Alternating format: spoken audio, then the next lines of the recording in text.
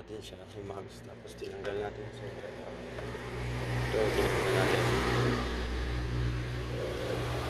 para mapihit natin yan. Yan, pag pumirsa tayo, pupirsahin natin, at least nakasuporta to. Suporta siya.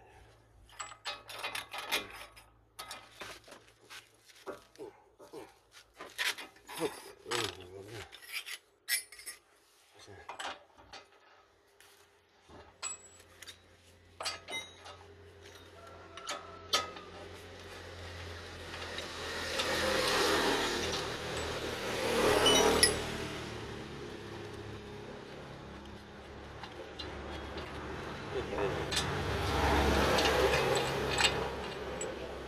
Yun, gusto siya.